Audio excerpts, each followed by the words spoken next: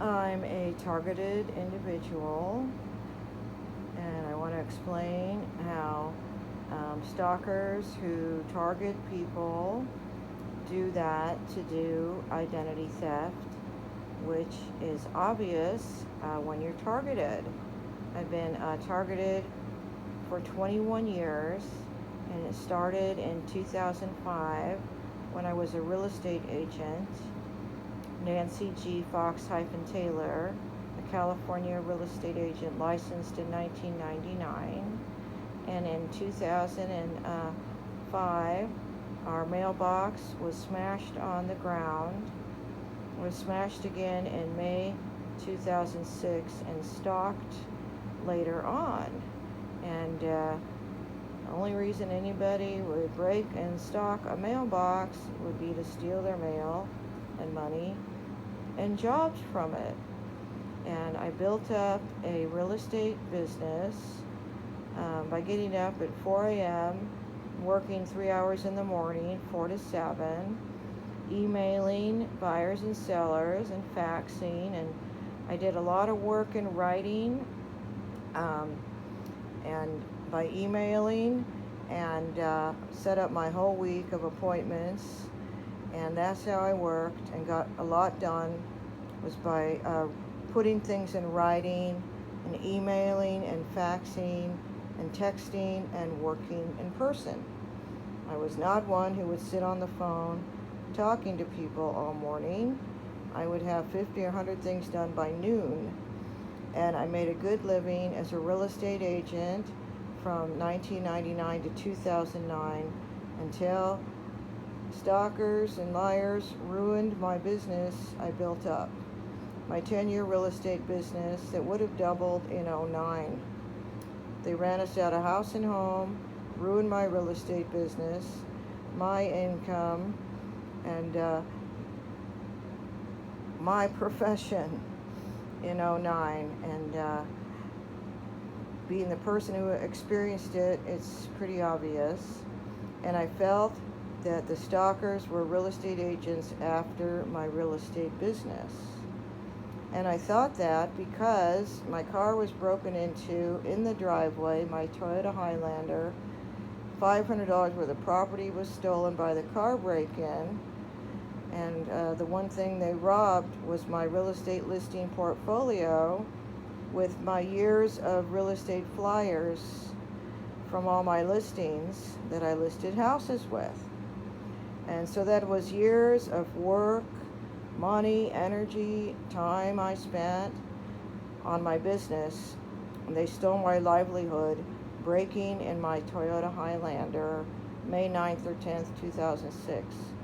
Stole my real estate listing portfolio I listed homes with, provided with as a single mother, and that happened. It also had my award of merit in it that I won for selling 5 properties my first year as a real estate agent.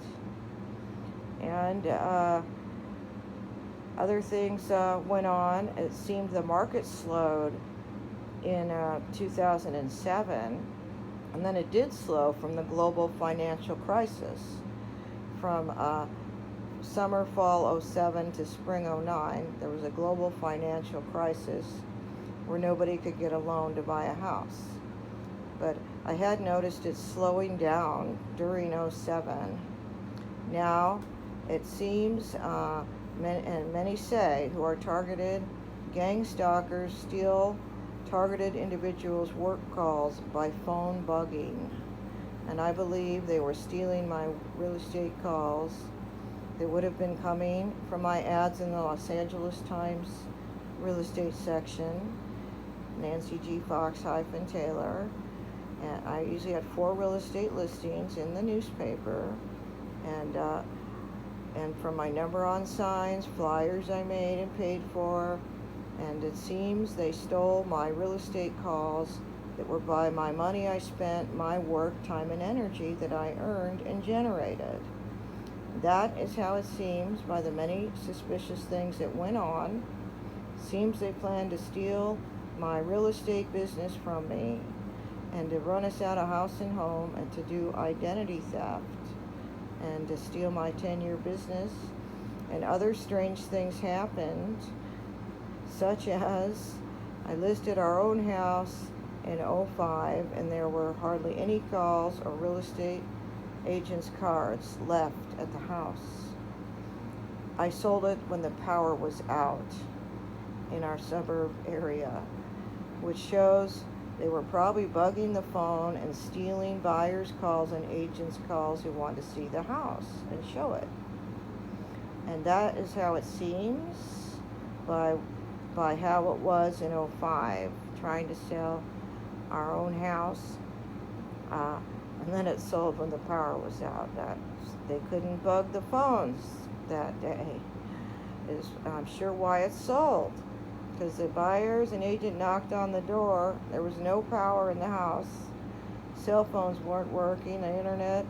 And then I sold the house when the power was off. So I don't think that was coincidental. As also, I hardly had any showings at my open houses I had on my listings. Maybe one neighbor would show up. And it wasn't normal. It was not normal activity at my open houses. And one day I did an open house, and all my signs were knocked down on the street, a residential street. And on the corner, I had signs. There was an empty lot. They took them to City Hall. Okay, now that would be something a gang stalker would do, is they pull pranks. They victimize, they commit crimes of humanity against hardworking American citizens to rob what they earned and generated, paid and worked for, to steal from them, and to do ID theft. It's pretty obvious. It does seem, having experienced all this. And anyway, they took my signs to City Hall from a corner that had an empty lot. Realtors always put an open house sign on a busy corner and on the street where they have an open house. Knocked down. Also, a realtor had called the sellers and tried to list my listing. The sellers told me that, which is not allowed in the real estate world, and I won't say any names.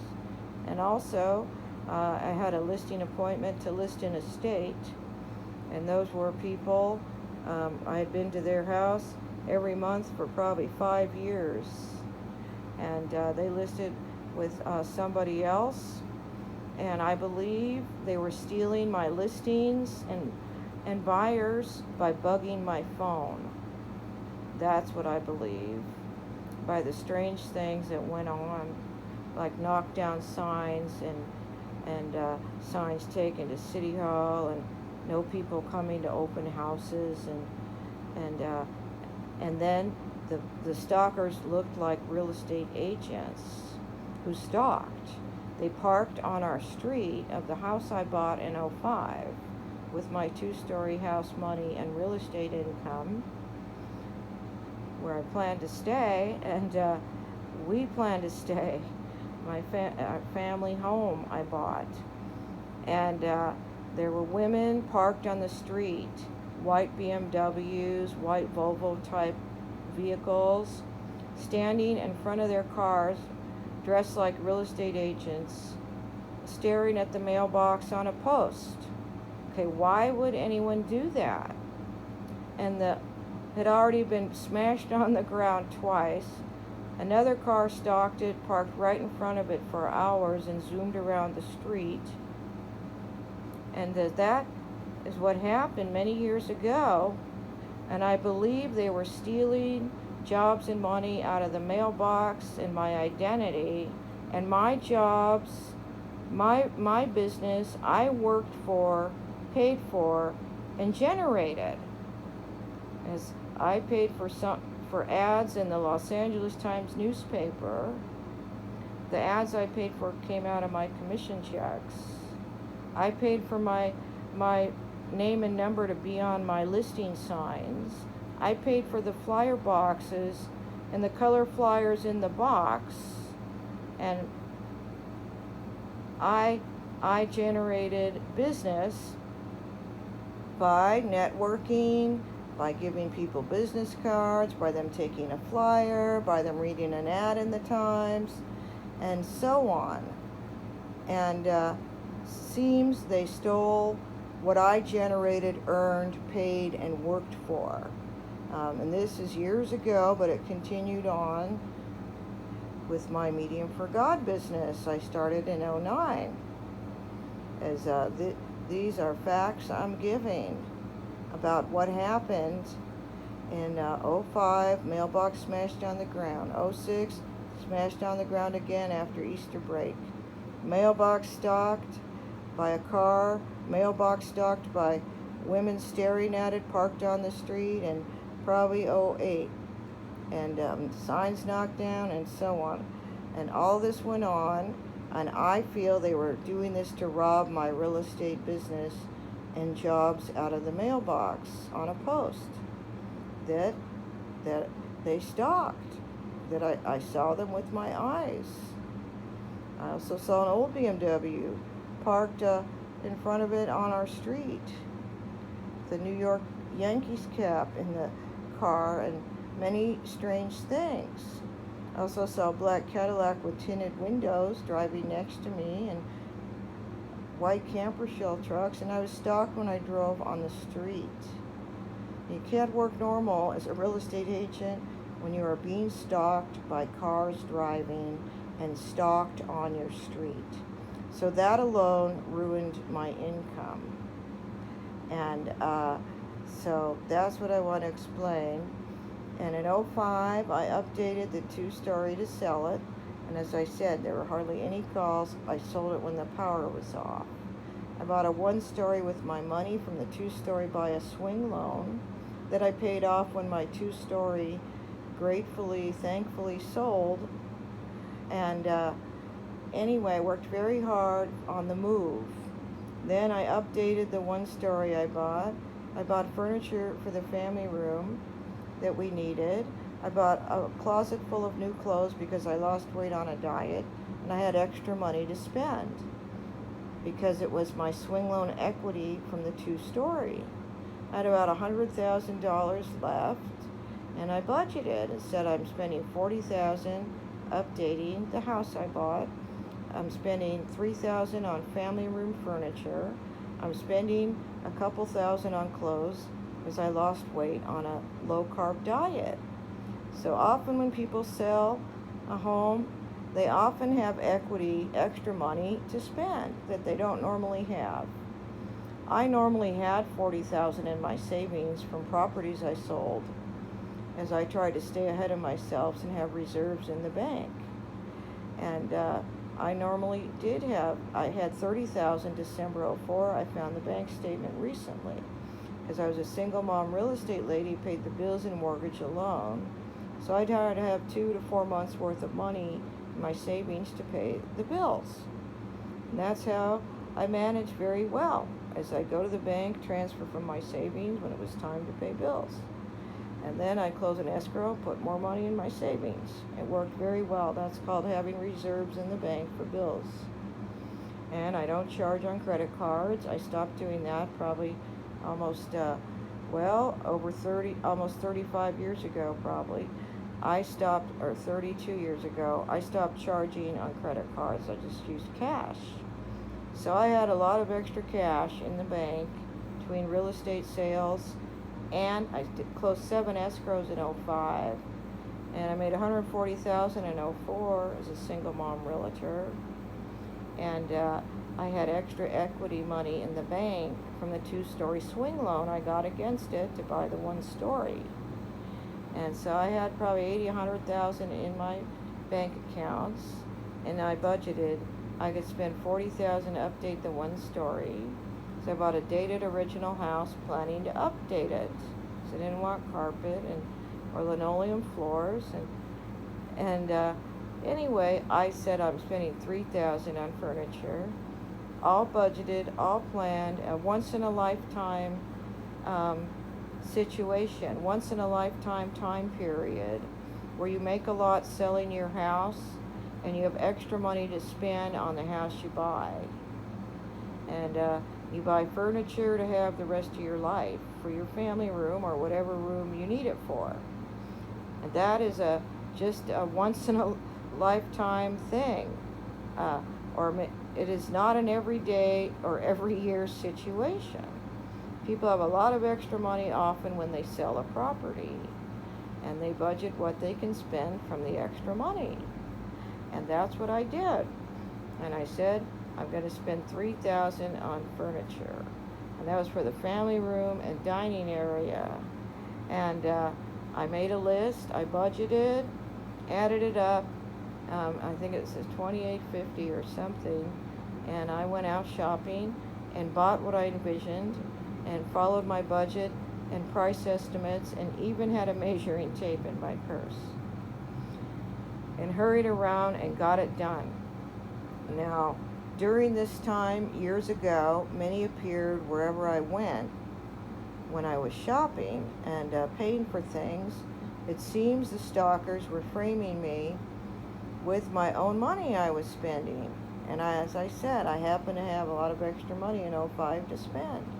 And that is a once or twice in a lifetime kind of thing when you have a lot of money from a house you sold or townhome you sold.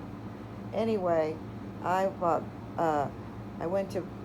saw Bombay had a 80% off closeout sale. Now, I'm also a spontaneous sort of person often, and I happened to be in that Westlake Promenade Mall, and I saw the sign, and I thought, oh, Bombay closeout, I should go there for furniture. And pulled in, spur of the moment, spontaneously, and said, I'll take that table, and I'll take that vanity, and I'll take that clock. It was a replica old clock to go over the fireplace. And so I bought some things to do the family room as planned. Came home, put table in place, and then I said, I want wrought iron chairs for an indoor-outdoor look. I thought I got 4 wrought iron chairs for the table I bought at Bombay, and 2 breakfast bar stools. For the breakfast bar I made it a breakfast bar by having the cupboards taken out over the counter. And I thought, okay, I'll go get 6 wrought iron chairs. Probably I Googled for it on the internet to see where the wrought iron chairs were. Found a store on Thousand Oaks Boulevard, a wrought iron store, went straight there, and bought 6 wrought iron chairs. I was there, and a woman ran in, stared at me, her eyes popped out of her head, seen me buy wrought iron chairs, and ran out fast. Now that was strange, someone I knew. Like, why would they be at this little wrought iron store and then look at me and run out? And anyway, I brought the chairs home in my SUV, Toyota Highlander, put them around the table at the breakfast bar. Then I measured them to see what size chair cushions I needed. So I wrote it down, the measurements, 6 chair cushions, went to Pier 1 with my measuring tape and list, and I found the perfect chair cushions. So I bought 6, and I bought big throw pillows. They happened to have they were big pillows you sit on. Floor pillows. I thought perfect for my daughters and their friends to sit on a floor pillow if we had a birthday party or an AA party, because I'm in AA, and we did have a nice AA party there, a little gathering in '08, and big one at our 2-story house, February 5, not big, that was like small also, but anyway, I thought we're going to have family parties here, birthday parties, AA parties, and I wanted to have a seating arrangement. Couch, coffee table, 2 chairs, floor pillows, and breakfast bar stools, and for people to sit around and eat and talk and so on. And I even thought I'd have football parties there New Year's Day. And I had big plans like this that didn't get to happen. And so I set it up to have a seating arrangement and for us to sit and watch TV and eat dinner. I never even got to buy the flat screen TV for the wall I planned to buy. And I hung a mirror there instead. So I went to Pier 1, I bought 6 wrought iron chair cushions I measured for in the store, 2 big floor pillows I saw that matched. I thought, oh, perfect for my daughters or friends to sit on, big floor pillows that match with the colors I had done. And as I said, I'm a spontaneous kind of person. I was out buying things to decorate and get the family room set up, and thought, oh, I should get those big floor pillows. So I did, and I bought a desk I measured for with a measuring tape to see how far it would stick out from the wall, rather, in the dining area. And so I bought a desk for $100 for laptops, and had got it all set up. Laptop, table to eat, breakfast bar to sit, talk to me while I cooked. Couch was $5.50 I bought at a floral store at Thousand Oaks Mall. Then I walked by and saw, as I said, I'm spontaneous. I thought, oh, a small couch, that'll look perfect. How much is it? It was like $450. Great price, I'll get it. Then, voila, is something I'd say. 2 rattan chairs, Pier 1, $80 each. Seating arrangement, $100 coffee table. Perfect.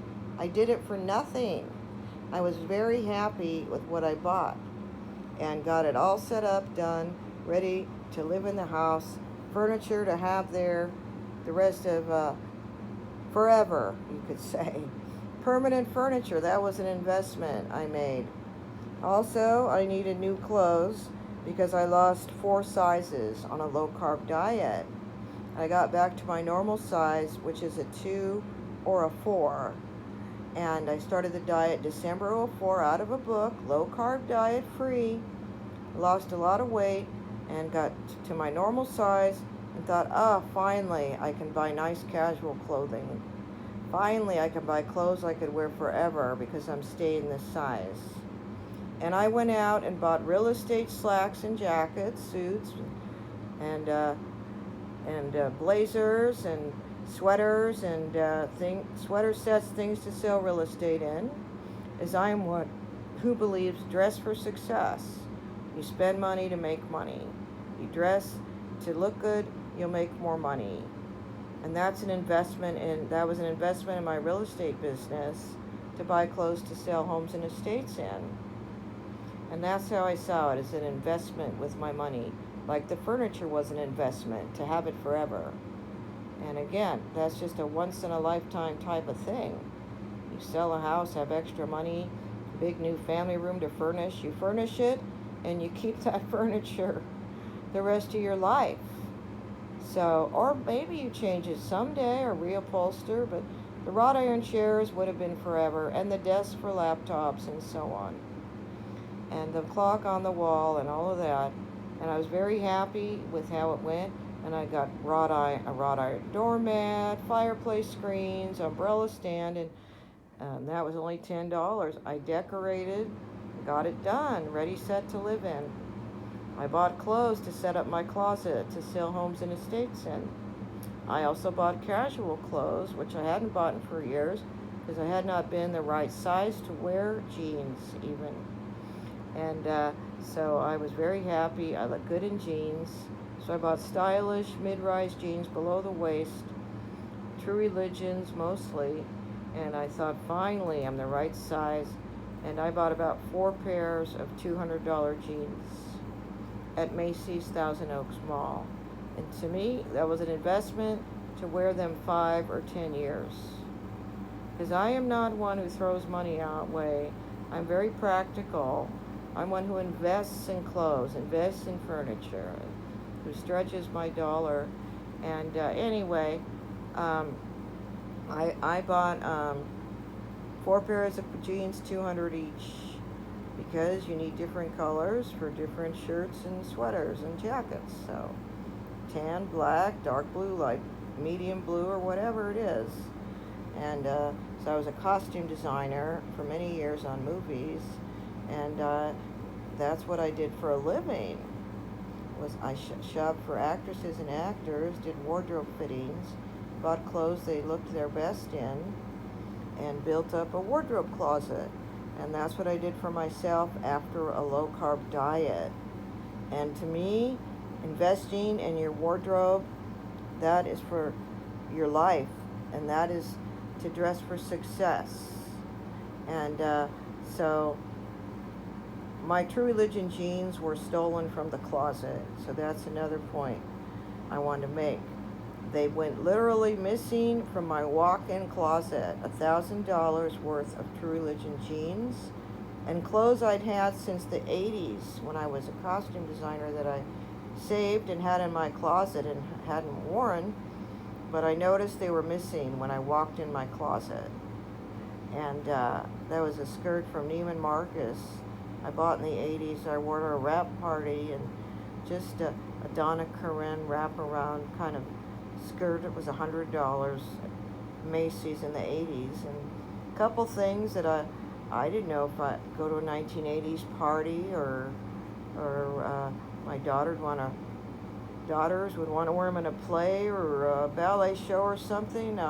You know, mothers are like that. They keep their clothes and think, well, my kids might want to wear them in a play or something someday.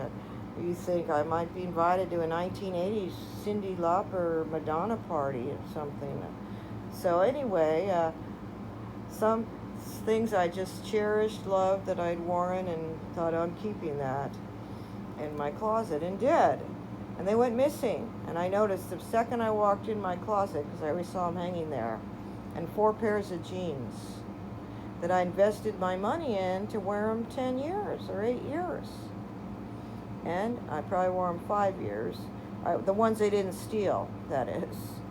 Anyway, and somebody said to me during these gang stalking, True Religion, mailbox vandalism, stalking years, somebody said to me, boy, some women sure don't like the way you dress. They don't like your clothes. And I said, oh, I don't care. I like them. Because I was a costume designer nominated for an Emmy.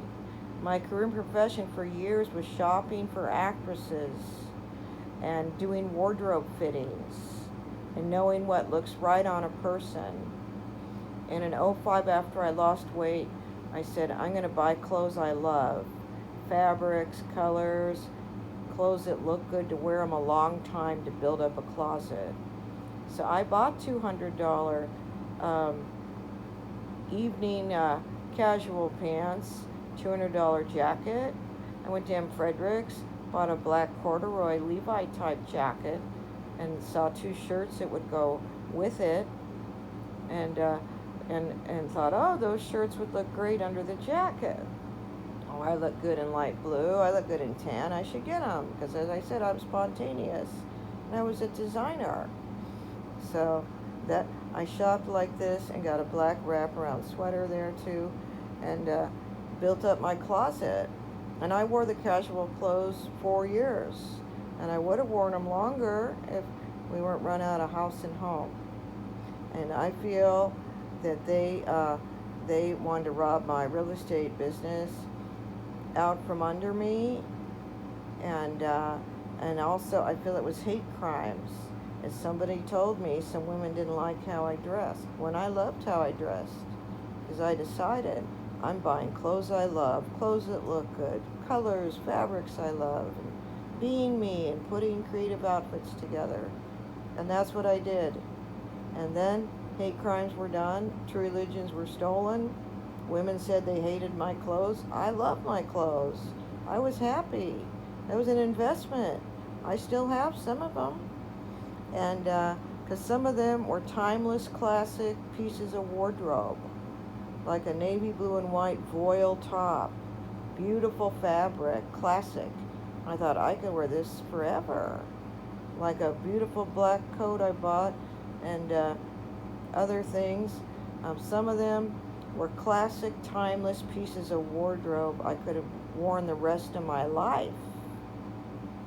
And some of them were that to me, that's what I was doing with my costume designer self that's ingrained in me. And I really said out loud, I'm buying clothes I love, fabrics I love, clothes that look good, and putting closet together, and being me, and that's what I did. And I was very happy about the clothes. So when somebody said some women don't like your clothes or the way you dress, I literally said, well, I don't care if they like them or not. Why would I care? if somebody else liked my clothes. I liked them. I knew they looked good. I knew they were flattering. I was happy with my clothes I bought, and that's a fact. And the hate crimes were done. Seems they hated my clothes is part of it. Wanted to rob my real estate business, it does seem, also. And anyway, then in '09, I was slandered and set up. Our cats went missing Labor Day '08 when stalkers had been there. And also my final draft screenplay writing CD, I wrote a screenplay on in '04, went missing. And I was all set up in the house I bought to write screenplays, sell estates and homes with my new clothes, and be my normal, ambitious, productive self. And seems they just wanted to rob everything I earned, generated, worked for, and spent money for. So I spent money on clothes to make money. And I invested money in my final draft CD. And I invested money in my real estate portfolio. Those were color flyers from properties I listed. I paid $200 cash out of my pocket for a box of flyers for every listing for 10 years. So it's just the point of it. It seems they wanted to rob what I paid for, worked for, generated, and earned. And that is very wrong to do, obviously. Then it continued on when I started my Medium for God business in the San Fernando Valley. It is in '09. I said I'm going to set up a Medium for God prophet, writer, reader business. So I ordered a Medium for God stationery with an angel on it and business cards, Medium for God, Nancy Fox, channeler, medium, prophet, and address labels even. I ordered it from vistaprint.com with an angel. I have the same cards still. I've had the same cards for 17 years, no, almost 16 and a half years. Stationery and cards. And I said, that's the look for my business. I'm going to order all of this. I wrote a resume December '04, faxed it around like to police stations, hoping to get crime tip readings, my picture. And March 10th, 2010, I thought, I'm going to set up a Facebook to get psychic medium readings and channel writing jobs. And I said, anyway, I went to the Sherman Oaks Library and set up a Facebook. Our two laptops had crashed I'd spent a lot of money on, and I believe they did a power surge to start hacking and stealing in '08. Anyway, that's what happens to targeted people. They pull pranks, they steal things, and do subtle things to victimize people, to pull the bottom out from under them. They're crimes of humanity, to rob what other people earned, that they want to rob, and that is what targeted people experience. March 10th, 2010, I walked to the Sherman Oaks Library to set up a Facebook to get readings. And I set up my angel board and psychic reading Facebook. And I thought, oh, I'll get lots of readings, I'll email this out later, and so on. And anyway, I feel it is hacked. And I feel they've stolen my customers 16 years. I feel they've stolen my reading customers 16 years by bugging phones. As I work very hard to generate business, to get reading calls, writing jobs, to generate money and network on the internet and email, and I've worked very hard at my business. I feel they steal what I earn by bugging my phones or everyone's phones and by hacking my emails and Facebook. It's very obvious to me, being somebody who always generates money by doing footwork, and because it's the law of cause and effect. You work hard, you write resumes, you email them like crazy, you're going to get jobs from your resumes you sent. You're going to get lots of calls and so on. And it's the law of cause and effect. and I work and work and work and work. My phone should ring off the hook. My P.O. boxes should have been stuffed. And I feel they robbed my realtor business out from under me, and I feel they've stolen my psychic jobs and money that I earned and generated. That is for work I did already, for what I wrote and what I said, and a SoundCloud, a video, and so on. I feel they're stealing what I earned by bugging and hacking equipment. And I started doing angel board channeling readings 2005. I told some people verbally, some knew, and some did it with me. And I posted on the internet, on the Angel Board Alliance network, where I bought the angel board, about my angel board experience. So I believe they might have stolen angel board jobs and money too out of the mailbox. I believe they've stolen 21 years of psychic mail and money, on top of robbing my real estate business or ruining it to do ID theft. I mean, anyway, a lot of suspicious things have gone on that I've pieced together. I set up the Facebook, as said, March 10th, 2010, the date's right on it, Angel Board Psychic Readings, and said, oh, I'll get a lot of readings from my Facebook. I work very hard on it, and no, I do not.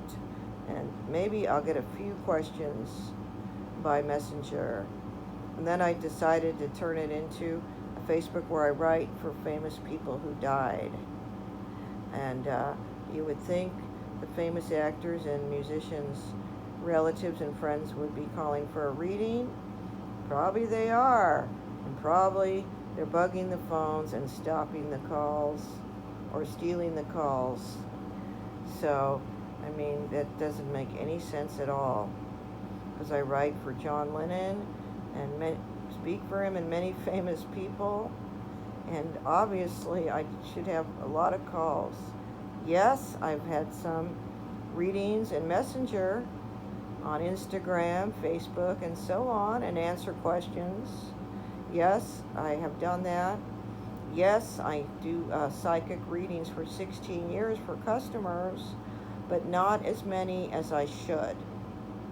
And so I feel they have hacked my Facebooks and stolen what I earned, generated, and worked for.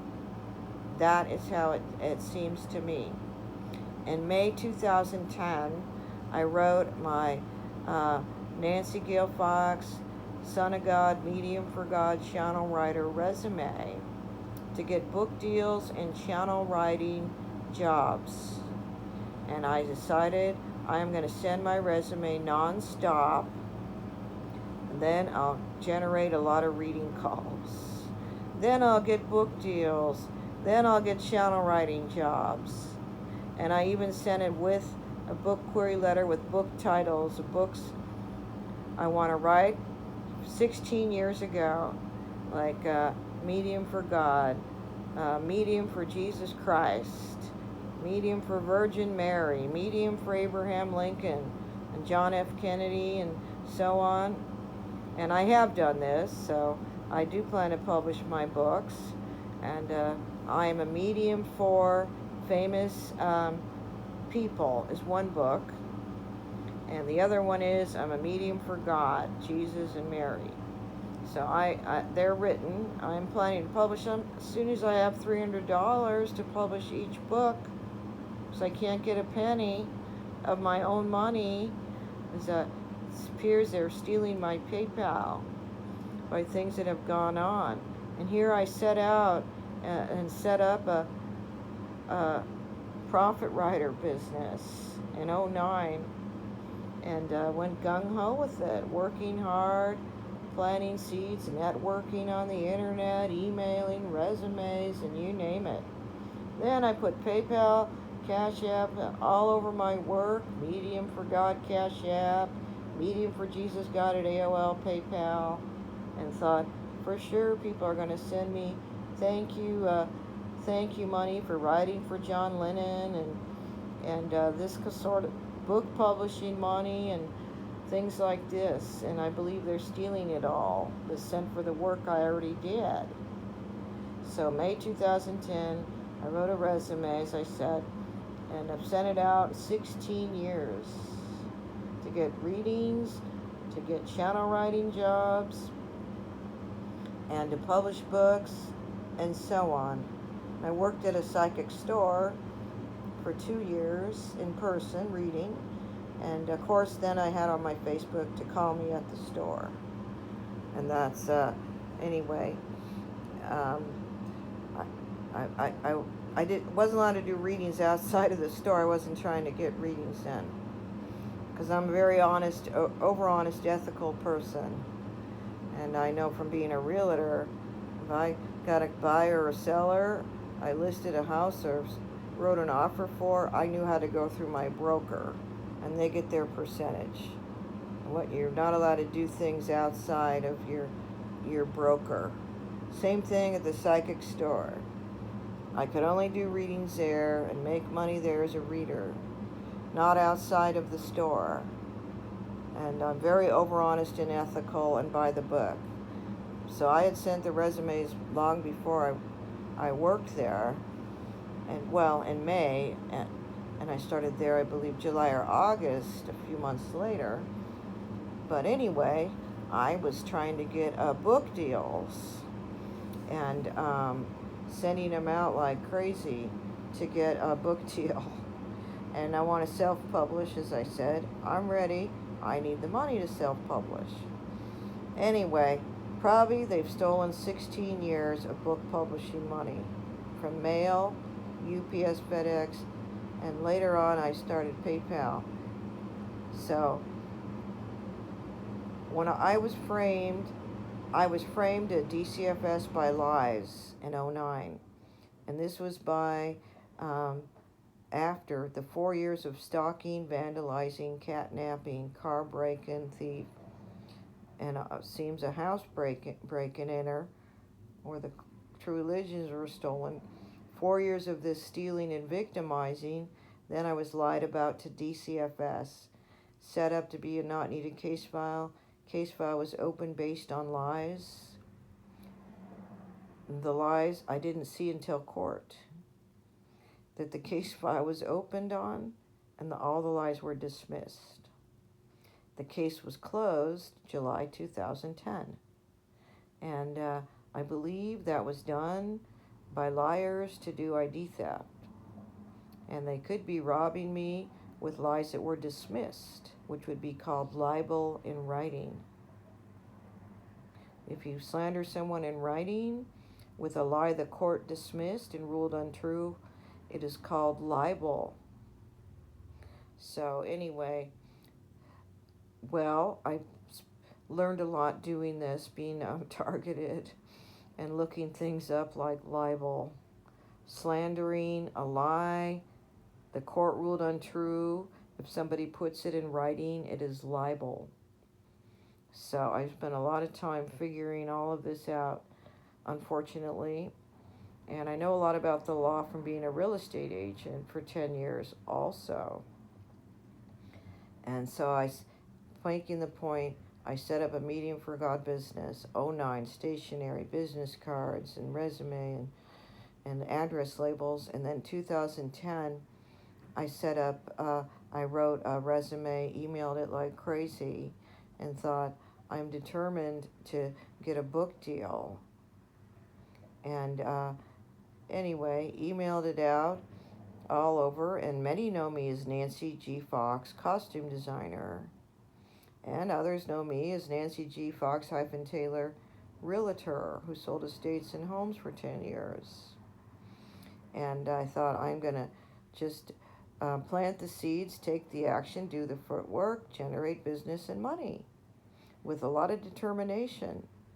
And later on, 2012, I set up a P.O. box on Sherman Oaks, Ventura Boulevard in a lot. It was always stark empty. And there I was, working so hard on 3 laptops, determined to make money with my P.O. box, write on my emails, and determined And I'm sure they robbed my P.O. box and probably my Sherman Oaks apartment mail too, as it seems what the gang stalkers thing is, stealing mail and money and identity and jobs from people, because I saw them stalk the mailbox. I saw it broke on the ground twice. I saw lies. Anonymous individuals told that were dismissed without prejudice. And why would all that happen? And why would cats and religions go missing and a real estate portfolio be stolen by a car break-in?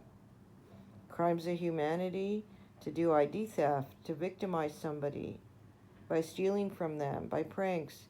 So they rob what the targeted individuals earned. What they paid for, generated, and worked for, they steal out from under them. And so, anyway, I continued on. I then sent in my registration to register my Medium for God business as a Los Angeles County individual business owner. In November 2012, after I left the psychic store where I worked 2 years as a reader in person and on the phone, and I started doing my Medium for God readings under my Prophet Writer Medium for God business that I started in '09. Channel writer Nancy Fox, registered. I sent that in November 2012. The Western Union check, probably my last $12 to register it in LA County.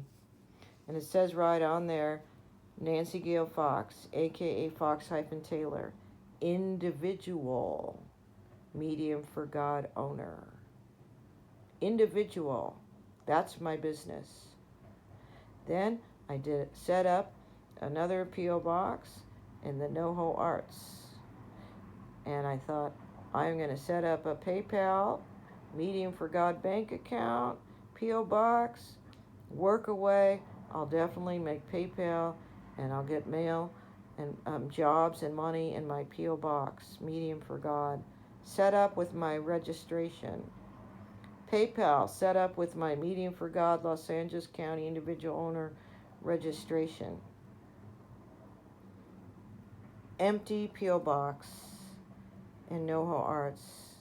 This was in 2013. Okay, that is hard to believe. That it's impossible. I have a P.O. box PayPal business, emailing, networking, posting, and you name it. Not one letter. I was also sending book deal letters, and I would at least have gotten a rejection letter in the mail. Stark, empty P.O. boxes. And I believe that's what gang stalkers do to targeted individuals.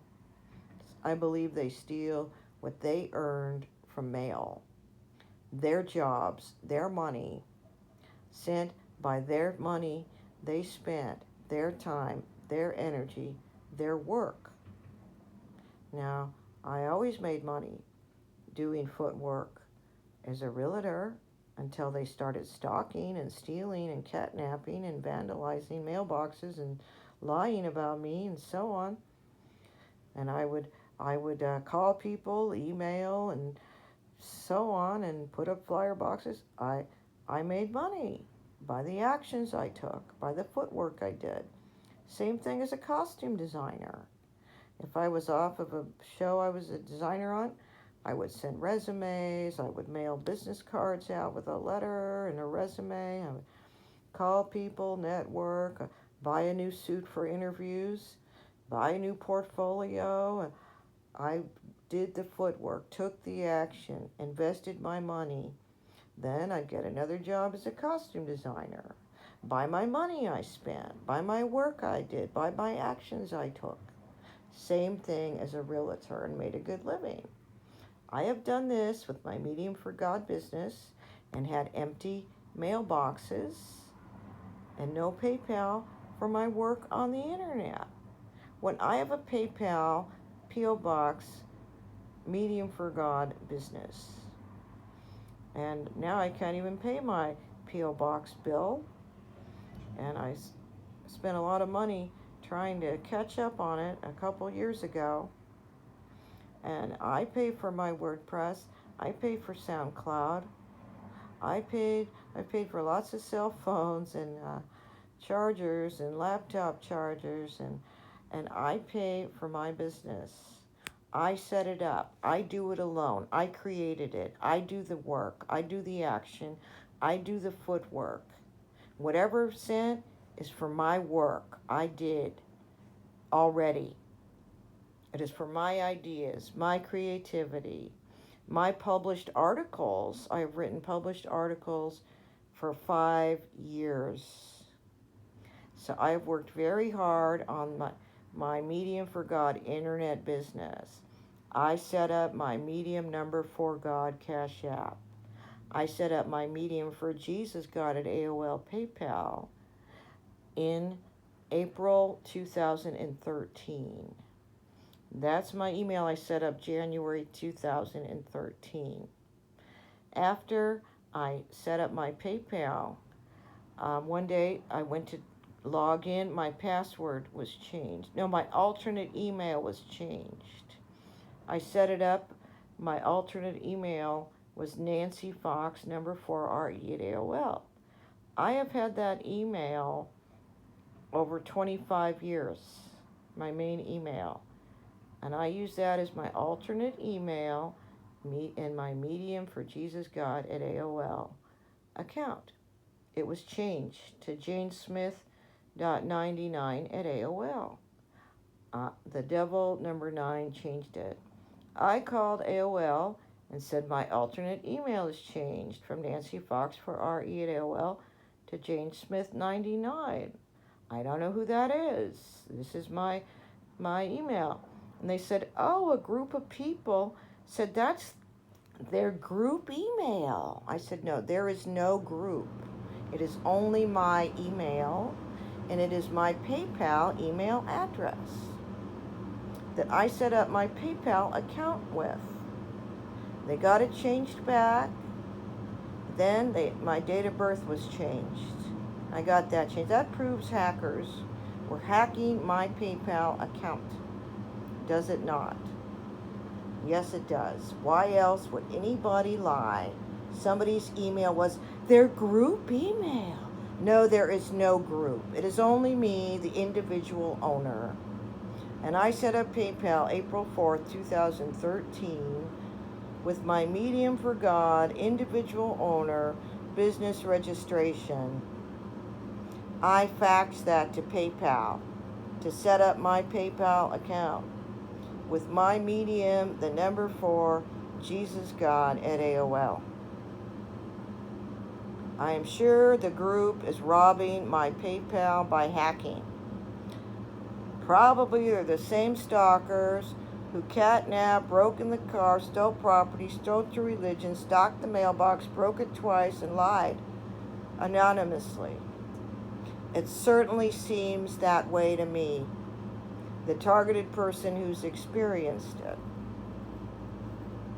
And that's what they do. They commit crimes of humanity against people they target that are high earners, hard worker, entrepreneurs who generate their own money by the work they think of doing, by the actions they take, by the footwork they do, by the seeds they plant, by the money they spend. And that is for the person, not a thief. And many other things have gone on. So this is 2013, April 4th, I set up my PayPal. This is 13 years later. And I believe they're stealing the PayPal that is sent for what I wrote and said, because I'm a medium for famous people. In addition to being the medium for God, Jesus Christ, the Lord and Savior, and Virgin Mary, I am a medium for famous people. And I write for famous people, for their Holy Spirit. And if somebody reads what I wrote by a famous person who died on my Angel Board Psychic Reading Facebook, they would probably send, thank you, Prophet PayPal. you would think, or a profit gift. That is normal. It's a custom for churches to send the prophet a thank you gift or money if they wrote the words of Jesus Christ, the Lord and Savior.